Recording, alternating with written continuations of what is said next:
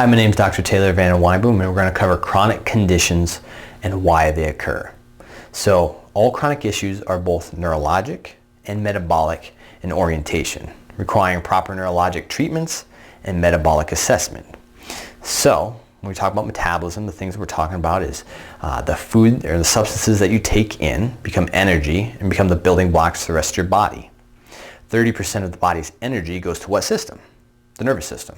So it's by far more than any other system in the body. So that's why metabolic disturbances cause neurologic issues, because it's the first system to be affected. And neurologic system, vice versa, controls all systems in the body. So you can see how these two really are interrelational and how they work. So this is why they must be addressed together. Otherwise you're missing half the story. And that's why in our office we use functional neurology and functional medicine to deal with both these aspects together. So examples of metabolic issues would be things like anemia, which is too little oxygen, chronic inflammation, which causes pain and plaquing in the arteries. I think it was last week, the week before, the Cleveland Clinic came out and said, hey, yeah, inflammation is at least partly due to why so many people have plaquing in their arteries, which has been known for years, but it's nice to see that people are starting to recognize that. Unstable blood sugars, which causes pain, inflammation, and a lot of other cascades. Adrenal gland dysfunction, which could cause things like adrenal fatigue syndrome, might be the reason why you need, 2, 3, 4 cups of coffee throughout the day to, make it to the end. Could also have cortisol issues caused by increased stress. So what will happen is the adrenal gland will release more cortisol, and cortisol can make you insulin resistant. So it could be causing part of your diabetes. Have you ever had your adrenal gland checked out if you have diabetes? You might want to, which goes into other hormonal issues. Could be a metabolic issue as well. Autoimmune attacks, which could be caused from things like leaky gut syndrome. Hidden infections in the gut, or it could be viral. Food sensitivities, and the three biggest offenders of this would be gluten, dairy, and soy. And you might say, well, hey, Dr. Taylor, I've had gluten tested before. Did it over at the MD's office. Said it wasn't gluten sensitive.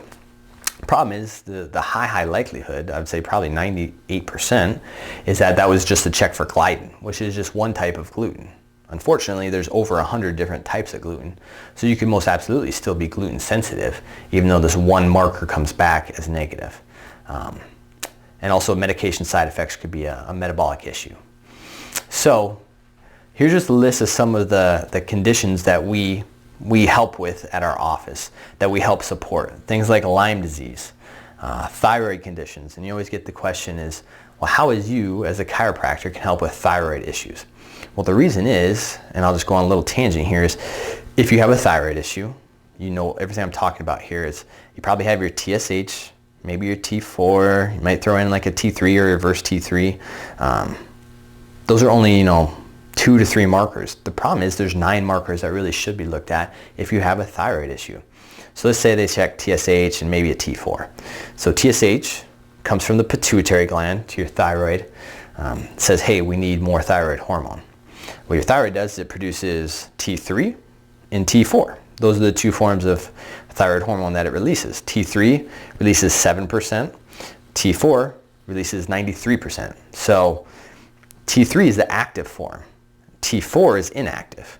So what happens is this 93% is it has to be converted to T3 at different places in the body. So 60% in the liver, 20% in the gut, and 20% in peripheral tissues. So if you have an issue with your liver, with maybe your gut or other places in your body, you're never going to actually convert T4 inactive to T3 active that your body uses. So no matter what your TSH says, because it's not affected maybe, what your T4 says, you're going to have some kind of an issue because you have a converting issue. And there's lots of other issues that go with this. This is just a little tangent, like I say. Maybe, you've been eating fortified breads for your whole life.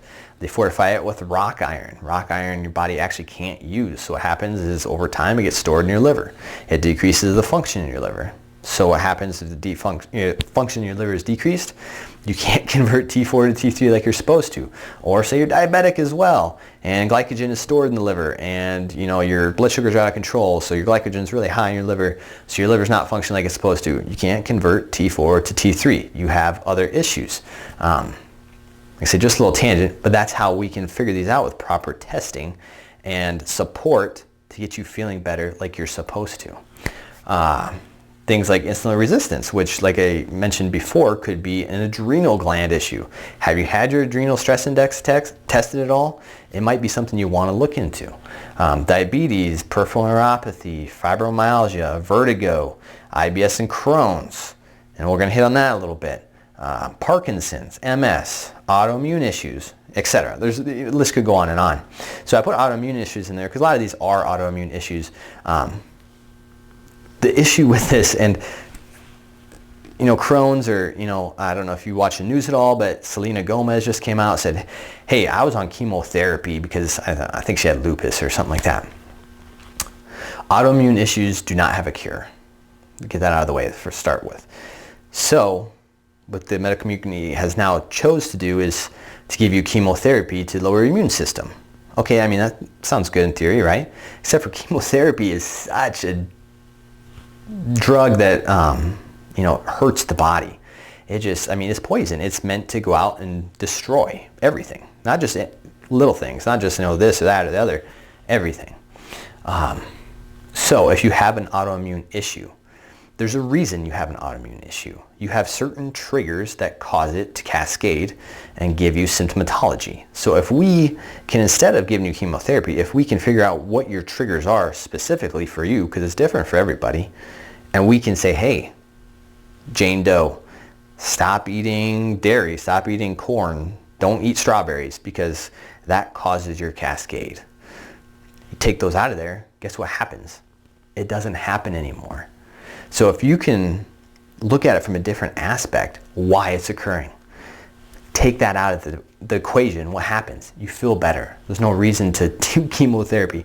I mean, that just blew my mind when I hear these things. And the reason I talk about Crohn's too is because I have a patient that has Crohn's, and she, it's like, hey, I'm on chemotherapy now. And I thought, oh no, what's going on? And he says, for my Crohn's. I'm like, what? Anyway, so it should mind boggle you as well. So that is why we leave no stone unturned when we're trying to figure out what exactly is going on with you and what is the root cause of your issue. Testing might include things like complete metabolic panel, complete lipid panel, CBC with autodifferential, complete thyroid panel with all 9 tests like we talked about, genetic testing because it could be your genes. We talked about that a little bit before. Heavy metal and mineral testing, food sensitivity testing, autoimmune testing to see if you have any other autoimmunities showing up in other body tissues, leaky gut syndrome. The point is this.